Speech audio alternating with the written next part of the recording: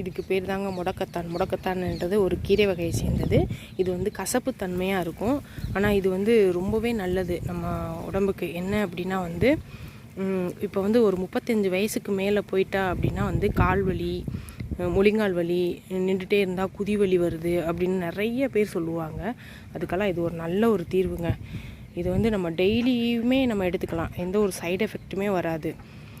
தோசை ஊற்றும் போது தோசை மாவில் மிக்ஸ் பண்ணி சாப்பிட்டுக்கலாம். மிக்சியில் அடித்து சாரை மட்டும் ஃபில்ட்ரு பண்ணி தோசை மாவில் மிக்ஸ் பண்ணிக்கலாம். அப்படி இல்லைன்னா நான் ரசம் வைக்கும்போது ரசத்தில் ஒரு 2 தலை மட்டும் கிள்ளி போட்டுக்கலாம். நிறையா போட்டோம் அப்படின்னா வந்து கசப்பாக இருக்கும்.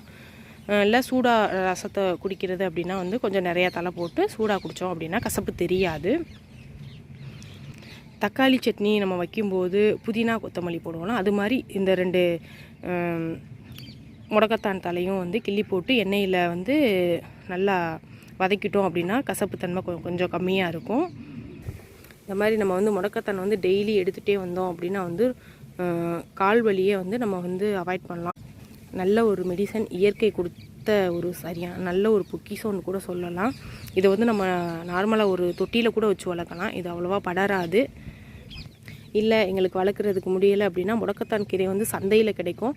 அப்படி இல்லைன்னா வந்து நாட்டு மருந்து கடைகளில் வந்து ட்ரை பண்ணி விற்பாங்க. முடக்கத்தான் கீரை வந்து ட்ரையாகவும் கிடைக்கும், பொடி பண்ணியும். அதுவும் நம்ம எடுத்துக்கலாம்.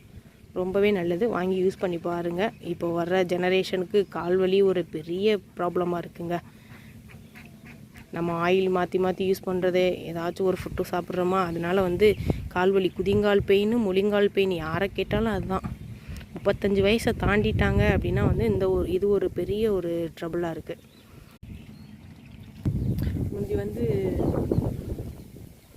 உணவே மருந்து அப்படின்னு வாழ்ந்துருக்காங்க. இப்போ வந்து நம்ம வந்து மருந்தே உணவு அப்படின்னு வாழ்ந்துட்டுருக்கோம். இந்த ஜெனரேஷன் நம்ம அதெல்லாம் மாற்றணும் அப்படின்னா வந்து நம்மளும் கொஞ்சம் இயற்கை சார்ந்து தான் வாழணும்.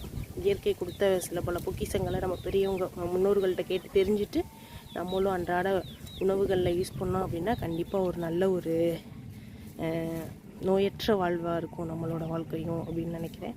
வாழ்க வளமுடன்.